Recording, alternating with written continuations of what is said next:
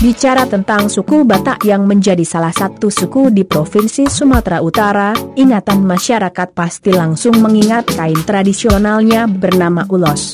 Secara turun-temurun kain ulos dikembangkan oleh masyarakat Batak, di mana pada mulanya dikenakan di dalam bentuk selendang atau sarung saja.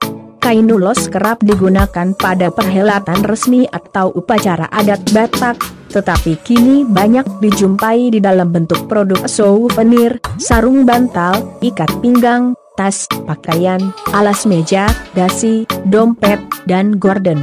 Dengan warna yang khas yakni merah, hitam, dan putih yang dihiasi oleh ragam tenunan dari benang emas atau perak sebagai perlambang warna kesukaan masyarakat Batak.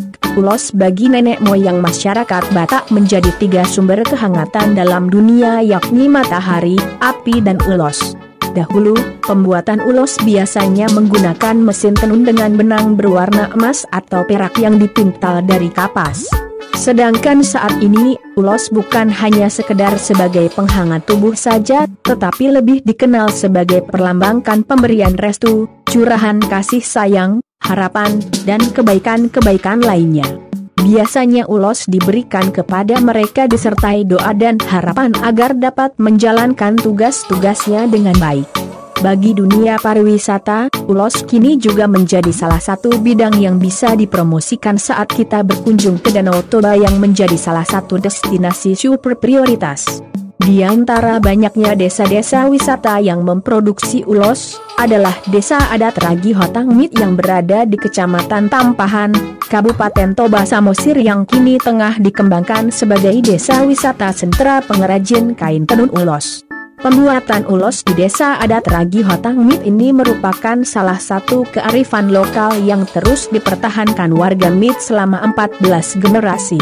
Di mana salah satu filosofi pembuatan ulos ini adalah menjadikannya satu, sehingga kalau tidak sejalan atau menjadi satu tidak akan jadi kain ulos. Kerajinan membuat ulos dari sini mulai dikenal masyarakat sejak desa ini dijadikan desa wisata tahun 2017 lalu, kata Guntur Sianipar selaku Ketua Adat Desa Adat Ragi Hotang Mit itu saat sejumlah media melakukan kunjungan dalam rangka familiarisation trip media digital nasional ke destinasi super prioritas, belum lama ini. Ditambahkan Guntur, sebelum pemerintah menetapkan desa adat mereka sebagai salah satu desa wisata, kehidupan masyarakat mereka memang belum tertata api. Mereka membuat kerajinan kain ulos hanya untuk mencari penghidupan sehari-hari saja. Namun ketika mereka mendapat pembinaan dan menjaga konsistensi mereka membuat ulos, kehidupan masyarakat di sana kini berubah drastis. Di Desa Adat Mit ini, para penenun akan membuat ulos berdasarkan beberapa motif yang selama ini terkenal dalam budaya Batak, seperti sadung, sibolang, motif untuk orang tua yang meninggal, ragi hidup, dan puncak, ulos yang diperuntukkan bagi orang yang sudah punya cucu. Ada pula motif lobu-lobu, ragi huting, bintang maratur dan mangiring. Kerajinan ulos Desa Papande yang berada di Pulau Sibandang Kabupaten Tapanuli Utara juga sudah lama dikenal sebagai salah satu sentra kerajinan ulos bagi para raja-raja Batak, lantaran kekhasan motif dan jenis kainnya. Bahkan kini, kerajinan kain ulos yang diproduksi masyarakat Desa Papande berhasil menembus pasar internasional dengan banyak menerima pesanan dari Korea Selatan hingga Paris, Prancis. Produk kerajinan ulos mereka yang khas dengan menggunakan benang 100 yang artinya kerajinan ulos yang mereka produksi bisa dicuci, tidak luntur dan bisa disetrika kini mulai menarik para desainer internasional. Peran pemerintah daerah Tapanuli Utara lewat Ibu Bupati Tapanuli Utara, Sartika Simamora telah berhasil menjadikan kain ulos khas Pulau Sibandang ini mendunia.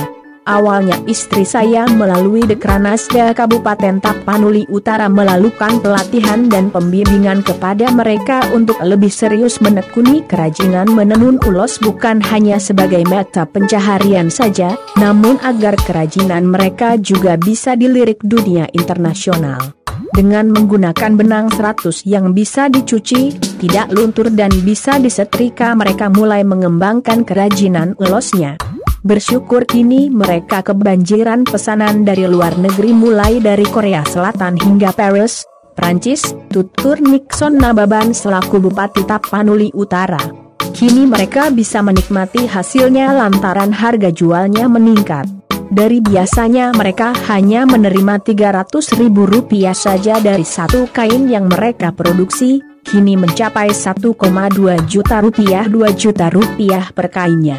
Meski kerajinan ulos dari Batak kini telah mendunia dan dikenal di masyarakat internasional, namun Nixon tetap berharap ulos tetap menjadi pakaian dan kain yang sakral bagi masyarakat Batak dengan terus menjaga fungsi dan tujuannya. Meski kini ulos khas Batak telah mendunia, saya berharap jangan sampai mengubah esensi ulos yang diwariskan orang Batak. Perkembangan boleh, biarlah itu kreativitas, tapi yang melalui sejarahnya harus tetap dipertahankan, tandasnya.